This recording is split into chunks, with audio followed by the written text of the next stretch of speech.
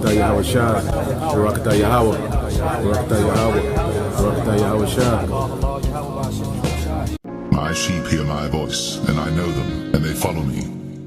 And I give unto them eternal life, and they shall never perish, neither shall any man pluck them out of my hand. My Father which gave them me is greater than all, and no man is able to pluck them out of my Father's hand.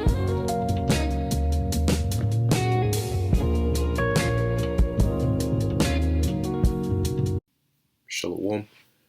First and foremost, I want to give all praises, honor, and glory to Yahweh, Bahashem, Yahweh Shai, Bahashem, Ruach HaKodesh. Yahweh is the name of the Heavenly Father in the ancient Hebrew, and Yahweh Shai is the name of His only begotten Son, who the world ignorantly calls Jesus Christ. All right, the Messiah.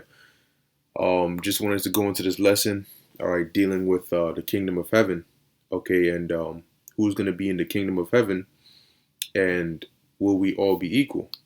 All right, which this is something that for those of you who are already in the know, all right, you should already know the answers to that. All right, nonetheless, we've done videos on it, but I just wanted to go into it real quick through the Spirit, and wherever the Spirit leads, we'll go there, right? So, starting off in Revelation, the 20th chapter and the 4th verse, all right, understanding that first off, the kingdom of heaven, all right, the reason it's called the kingdom of heaven, really it's the kingdom of Israel, okay? The kingdom of heaven is going to be a time in which the nation of Israel is going to be ruling, okay?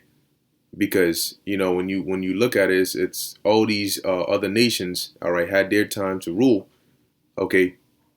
But when it comes time for us to rule, our kingdom has to be for everybody. Everybody got to be on top. That's not how it worked, because when all these different nations ruled, it wasn't everybody on top. All right, it was them on top and everybody else under them. And now it's time for us, all right, pursuant to the scriptures. Okay, now this is the book of Revelation 20 and 4, all right, which that is going to start with the elect. All right, when these last few prophecies take place, all right, one of the last major prophecies is going to be the transition of this kingdom that we're in, all right, with Esau, Edom ruling, all right, the so-called white race, pursuant to Job 9 and 24. When they go down, also 2nd Ezra, the 6th chapter and the 9th verse, it says Esau is the end of the world, and Jacob is the beginning of it that followeth. Okay, now end of the world doesn't mean the world in terms of everything in existence. All right, it just means world in terms of an age.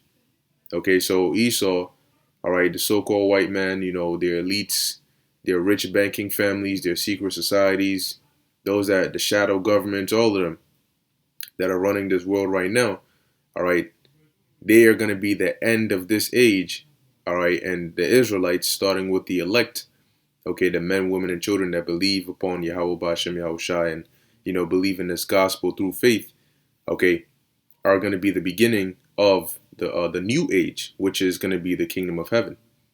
All right, it's not in the kingdom of heaven is not in the spirit world.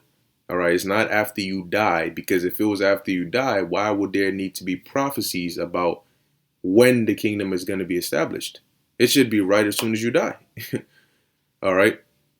So this is Revelation 20 and 4. It says, and I saw thrones, and they that sat upon them, and judgment was given unto them. And I saw the souls of them that were beheaded for the witness of Yahushai, and for the word of the Most High, and which had not worshipped the beast, neither his image, neither had received his mark upon their foreheads or in their hands, and they lived and reigned with Hamashiach 1,000 years. Okay, now these souls, all right, are referring on to the elect. Now you have certain members of the elect, all right, which are going to be, martyrs. As we're reading about them here, they got beheaded for the witness of Yahushai. All right, which this happened back then during the Roman Empire, and this is going to happen again in this day and age. You will have certain of the elect members that will have to, go through, being put to death, because what? They didn't, as it says here, they did not worship the beast. Now, who is the beast? All right, the beast is not an actual, big ass animal that's going to crawl out of a bottomless hole, all right, in the Vatican. No. All right, the beast is a power structure. okay, which today is known as the NATO and the European Union, all right, being spearheaded by America, because they have the power to instill laws and use fear and propaganda to put people to death who are not down with their system. Okay, as you can see, they're doing it now through the demonization and ridiculing and so on and so forth. All right, so they are the beast, all right, that power structure, and they have the ability, all right, to put you to death for not worshiping the beast, meaning not being a part of this system, okay, not being down with them. So it says neither his image, which is this system, all right, and what you're seeing is the system is getting more and more wicked. It's really showing, all right, its true colors more and more profane, okay, more and more anti-Messiah, anti-Most High, anti-righteousness. That is where the world is headed, anti-humanity, okay. And so if you're not down with that, guess what? There's a chance, all right, that, for not everybody that is of the elect is going to go through this, but you will have certain individuals that are going to stand up for the word of the Lord and are going to be put to death for it. It says neither had received his mark in their foreheads or in their hands, all right, and that mark is the RFID microchip, all right, which there will come a time very soon where you're going to look around and you're going to see that is the common way of life. Okay, and if you don't have that chip, eventually it's going to get to the point, all right, where they're going to come after you. Okay, and it's going to be very difficult to live, in a society where you're off the grid and outcasted for not being down with the things that they promote. It says, and they lived and reigned with Hamashiach 1,000 years. So we go through these hardships, Jacob's trouble, so on and so forth. The chip gets made mandatory, and we go through the hour of temptation, all right, where we're tempted and tried. And a lot of people are going to break. They're going to take that chip. But you're going to have, once again, the elect, whom, pursuant to Revelation chapter 3, verse 10, the Lord is going to put his spirit on them to where they're not going to take the chip no matter what. Okay? And some of them are going to be alive, and some of them are going to be put to death. But all of them, upon Yahushua's return, are going to be brought back alive. All right? As Paul says, we shall be caught up, with them in the air. And in the twinkling of an eye, we shall be changed. And what's going to happen? The Lord is going to give us those new bodies. That is how you gain that everlasting life. You see, here's one thing the Christians don't tell you. They'll say, these so-called Christians, I should say, because they're not true followers of the Messiah. Now, they'll tell you, follow Jesus Christ and you can gain everlasting life. But then they'll teach you that heaven is after you die. So how do you gain everlasting life when you're dead? Here it is. The Lord is going to come back, and he's going to take everybody in the rapture to heaven. But the only way to really get to heaven is if you're dead. So how do you gain everlasting life when you're seeking to go to a place that you end up at when you're dead? See, they won't piece two and two together and tell you, wait, hold on. That's not really what it means. Everlasting life means you need to be alive, meaning your spirit and your body need to be together here on the earth. Okay? And that's going to happen by way of the Lord changing these bodies that we're in, all right, and giving us bodies that allow us to live forever. Okay? Bodies that don't decay, bodies that don't, get destroyed, and so on and so forth. Okay? And that's how we're going to be made perfect. Now, what's going to happen, in the kingdom of heaven? Who's going to be in the kingdom of heaven? Now, understanding that the kingdom of heaven is going to be a time, is going to be an age. All right. So just like today, the earth exists. All right. Israelites, we're here. Heathens are here. Everybody's on the earth. Everybody's living. Everybody's alive. Right now, we're in somebody's particular kingdom. All right. We're not in the kingdom of heaven. You could say we're in the kingdom of hell because we're in Esau's kingdom right now. But everybody's here. It's not just Esau.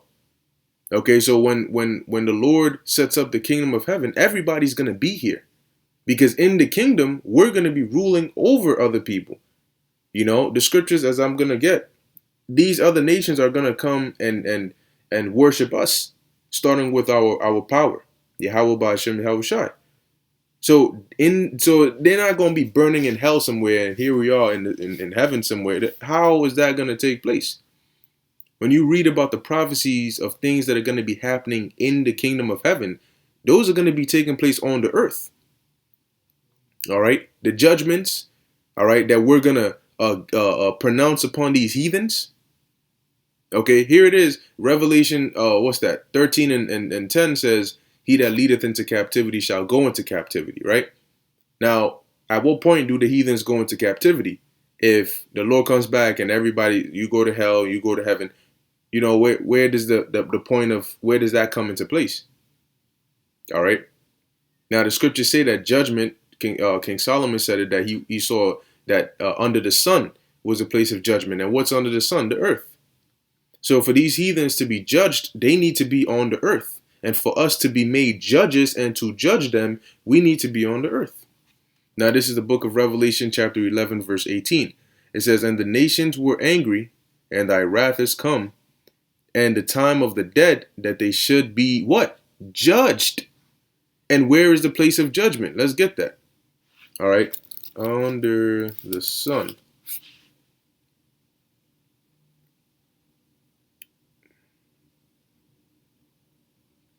Let's see.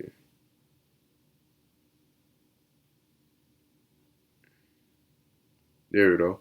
Ecclesiastes chapter 3, verse 16. It says, and moreover, I saw under the sun the place of judgment. Now, when you look up, what do you see? All right, in the daytime, what do you see? And where is the sun? Genesis, the first chapter, tells you that the Lord, all right, the powers, the Elohim, being led by Yahushai, when they created the sun and the moon and the lights, they placed them in the firmament, all right, which is in the atmosphere of the earth. Okay, so when the sun rises and sets and all of that, guess what's under the sun? The earth. It says what? That wickedness was there, and the place of righteousness, that iniquity was there. Okay, so the place of judgment is where? On the earth. So Revelation 11 and 18 says what? And the time of the dead, that they should be judged, and that thou shouldest give reward unto thy servants, the prophets. And where are we going to get that reward? Here on earth.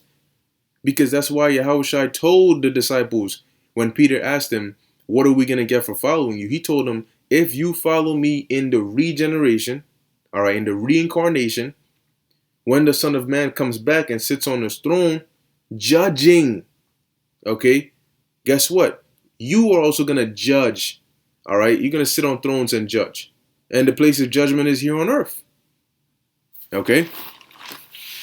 It says, and to the saints, which are Israelites, and to them that fear thy name, small and great, and shouldest destroy them which destroy the earth. Okay? And that's going to be the breaking down of this age, of this system, all right, of this Americanized way of doing things, and the institution, all right, of the kingdom of heaven. And that's why it says here, and they reigned, all right, with Yahushua 1,000 years. Because what are we going to be doing during that time period? We're going to be setting things back in order. All right. How things should be, you know, the laws, how, you know, what's supposed to, you know, go on, the cycle of life. Because it's been damaged, you know, under Esau's rulership. So we're going to be putting it in place, and there's going to be an order. All right. There's going to be an order of things. It's not going to be everybody just doing whatever they want. All right. You're going to have a governing body. And even within that, you're going to have ranks. Okay, you're going to have Yahushua, King David, you know, the 12 apostles, all right, which King David is a part of them, all right, through the Spirit, if you could receive it. He was Peter, which was the head of the church. You know, then you're going to have men under them. All right, you have the 144,000, then the rest of the 1/3, you know, then the 2/3, there's going to be ranking. Because as the scriptures say, all right, you're going to have people that are least in the kingdom. Okay, now let's look up the word least. Let's see definition. Right? It says here, smallest in amount, extent, or significance. Okay? So if there's a small in something, that means that what? There's a great or a large. Right? So Matthew 5 and 19, it says here, whosoever shall break one of these least commandments and shall teach men so, he shall be called the least in the kingdom of heaven. So they're still going to be in the kingdom, but they're just going to be called the least. All right. But whosoever shall do and teach men, the same shall be called great in the kingdom of heaven. So that there's a separation between the elect and the 2/3. All right, because the elect are doing, all right, Judges 5 and 13, I believe. All right, rehearsing the righteous acts. All right, or it might be 11. All right, but it's around that area. All right, and what are the elect doing? Starting with the prophets. All right, we're seeking the ways of righteousness, but we're teaching the rest of the elect the ways of righteousness. Okay, and then what do you have the 2/3 doing? These wicked men, these so-called leaders, these false prophets, they're going off, all right, and they're teaching other men and women to do so as well. So there's gonna be a difference, all right, in their rank in the kingdom, right? So when you look through, let's look up the word called. All right, it says here, kaleo. It says to call, to name, to give a name to receive the name of. All right. It says to be called, i.e., to bear a name or title among men. Okay. So you're going to be named or titled or known, okay, as what? The least. Okay. You're going to be named or known as the least in the kingdom. All right. Amongst Israel, that is, because, even the 2/3 of Israelites are going to be above these heathens, right? So it says here, in amount, of management of affairs, you're going to be least. In importance, all right, you're going to be least, because when you look up, all right, the first fruit, let's look that up. Hold on one second. First fruits. All right. All right, or first fruit. Let's see. Maybe we could get something on here. All right, because the elect are likened unto the first fruits.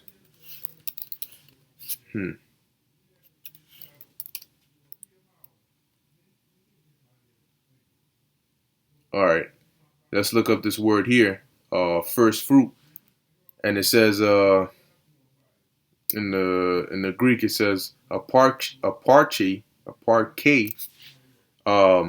It says here to offer firstlings or first fruits. It says to take away the first fruits of the productions of the earth, so on and so forth. It says, hence term used of persons consecrated to the Most High for all time. Persons superior in excellence to others of the same class. All right? So those are the ones who are going to be called great. All right? Gadal, great in the kingdom, all right, of heaven. While you have those that are going to be called least. They're going to be least in the management of affairs, least in authority. What? Amongst the same class. They're going to be least in rank and excellence. Now, we're all going to be immortal, but there's going to be levels, in terms of who, rank. As we just read, you're going to have the first fruits that are going to be superior in excellence. And you're going to have those that are least, all right, who are going to be least in excellence among the same class, all right, being Israel. Now, let's see. It says here, shall be called great. In the Greek, it's megas. All right. They don't give you a Hebrew word, but it says great of the external form or sensible appearance of things. All right. It says here, let's go. Stature. Let's see. Predicated of rank. Okay. Persons eminent for ability, virtue, authority, power. All right. Things esteemed highly for their importance, of great moment, of great weight, of great importance. Okay. So if you're called great, it says a thing to be highly esteemed for its excellence. Woo, amazing. Right. So if you're called great, you see the two definitions, right? It's not just somebody gonna, oh, he's great, oh, he's least. No, it's gonna have a ranking to it. All right, in terms of things you get access to, in terms of treatment. All right, all of that is, that's how the world is. It's not gonna be just fairy la la la land and everything. No, there's gonna be an order to things. So in the kingdom, you're gonna have those that are above others. All right, there's going to be a ranking. There's going to be those who are more excellent than others. Yeah, we're all going to be in the kingdom. We're all Israelites, but there's going to be levels to it. All right, so if you think, oh, I'm going to just do wickedness and, I'm going to just come back and I'm going to be on the same level as everybody, well, think again. Now, you're going to be in a good case, but you don't want to be somebody that, comes back, I was doing wickedness in Babylon, so I got put to death and here I am. You want to make sure that you're a part of those, all right, the who make it on the first resurrection, as the scriptures say in Revelation 20, all right, who don't partake of the second death, right? So this is among Israel, but who else are you going to have in the kingdom? Because when Yahushua makes his return, not everybody on the earth is going to be dead, all right? So when he makes his return, guess what? Zechariah 14 and 16, after we put everything in order and we set up the kingdom, guess what? You're going to have other nations that we're going to rule over. How are we going to be kings and judges and have nobody to judge over? We're going to rule over them. There's a prophecy that says we're going to devour all they that devoured us. Okay? So when the kingdom of heaven is instituted, best believe, all right, that there's going to be a system. Now, the way we rule, as the scriptures say, when the righteous are in authority, the people rejoice. The way we rule, everybody's going to be, to an extent in a form of heaven, in a form of joy. Because even the heathens that are going to be under us, though they after 1,000 years, and when we give them their lands back and so on and so forth, and they are under us and they pay tribute and so on and so forth, they're still going to be joyous. They're going to be happy because when the Romans, all right, were in authority and they were ruling, people had to pay tribute to them. But that doesn't mean that everybody was miserable. Some people were still happy and they were still paying tribute. But the way we rule is going to be far better than how the Romans ruled or how the Greeks ruled or how the Persians ruled. All right. So even those that are under us, all right, are going to be happy to have us as the authority. All right. So this is Zechariah 14 and 16. It says, "And it shall come to pass that every one that is left of all the nations which came against Jerusalem shall even go up from year to year to worship the King, the Lord of hosts, and to keep the Feast of Tabernacles." And this is going to be in the kingdom, because this isn't happening now. I mean, you're not going to be keeping the feast in the spirit world. All right, you keeping the Feast of Tabernacles over there. You got to get the Passover. You're getting the lamb. They don't eat in the spirit world. All right. So because eating is something of the flesh, that's something you do here on the earth. And these heathens are not keeping the Feast of Tabernacles now.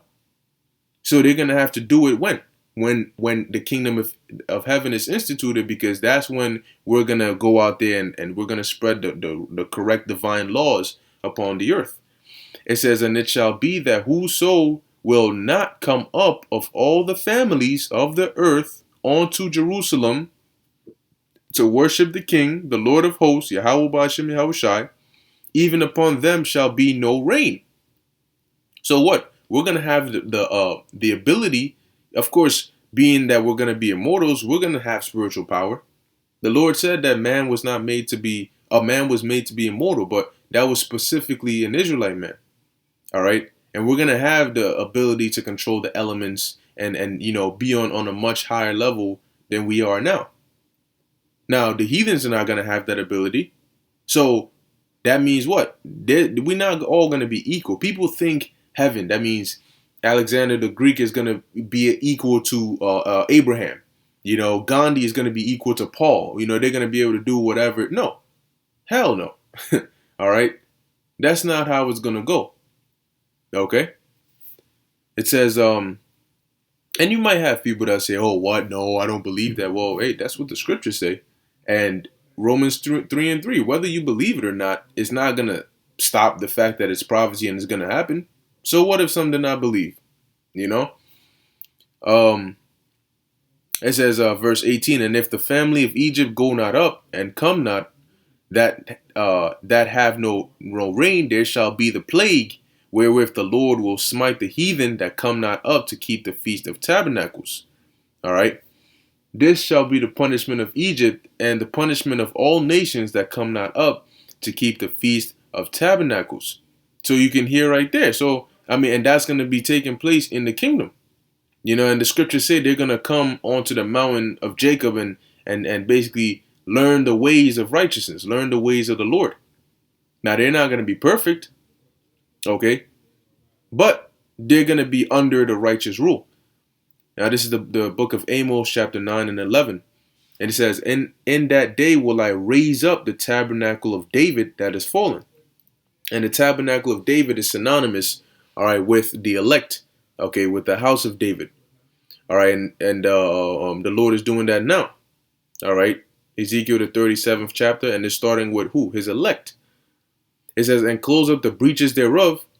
All right, and that's why you're seeing, all right, Israelites, all right, from all different, you know, it doesn't matter if they're northern kingdom or southern kingdom, all right, or they look like heathens, you know, they're Israelite foreigners. The Lord is bringing the elect back together. And I will raise up his ruins and will build it as in the days of old. And what was the kingdom like, all right, during the time of David? It was united. All right, it was united. It wasn't until after King Solomon, you know, when his son Rehoboam came into power that the kingdom got divided.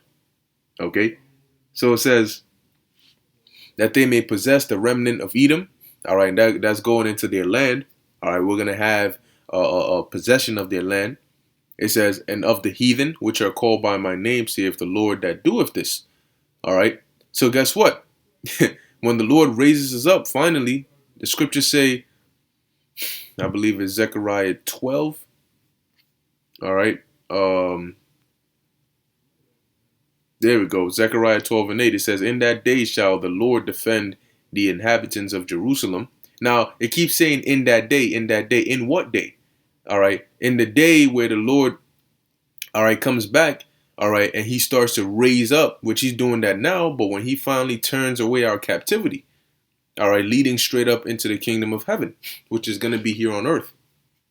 All right. So it says, and in that day shall the Lord defend the inhabitants of Jerusalem, and he that is feeble among them at that day shall be as David, and the house of David, all right, the tabernacle of David, shall be as God, as the angel of the Lord before them. So the house of David is going to be as a power, a superpower, all right, God's on earth, okay, as the angel of God before them. So we are going to be the authority, all right, upon the earth. That's what the kingdom of heaven is going to look like, in case you were wondering. All right, now this is the book of Revelation 21. Now, when you start at the top, you know, the Apostle John is seen in the vision. All right, he says New Jerusalem coming down from heaven. All right, which is not referring on to actual cities. All right, but is referring on to the elect. Okay, that are going to be coming down from the chariots. All right, it says here, jumping down to verse 20. I'll just start at 23. Revelation 21 and 23. It says, and the city had no need of the sun, neither of the moon, to shine in it, for the glory of God did lighten it, and the Lamb is the light thereof. Now, this is not literal. All right, we're still going to have the sun and moon, because the sun and moon are going to be to tell time. How are we going to know when the Passover is? You know, we go based off of the sun and the moon, the Sabbath. So, yes, we're going to have the sun and the moon in the kingdom. All right, verse 24 says, and the nations of them which are saved shall walk in the light of it, and the kings of the earth do bring their glory and honor onto it. So that means what? They're going to be on the earth. Okay? But I thought they're going to be in hell. In heaven, only people who are in heaven are supposed to be in heaven. But in heaven, why are we going to have other people serving others? Aren't we all going to be equal in heaven? No. All right? It says, and the gates of it shall not be shut at all by day, for there shall be no night there. Once again, not literal. And they shall bring the glory and honor of the nations into it. And there shall in no wise enter into it anything that defileth, neither whatsoever worketh abomination, or maketh a lie, but they which are written in the Lamb's book of life.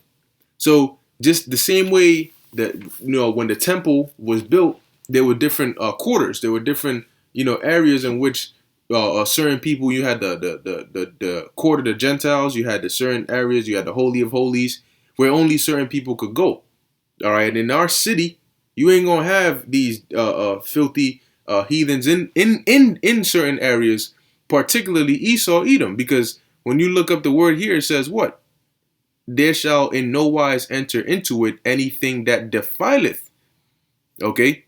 Now, when you look up the word defileth, it says koinoo. All right. It says to make common, to make Levitically unclean, render unhallowed. Right. Now, who is defiled or unhallowed? All right. Namely, let's get this. Hebrews chapter 12, verse 16. So for those who want to argue Esau is going to be on, the same level, doing everything with us in the kingdom, well, he ain't even going to be allowed next to us. All right.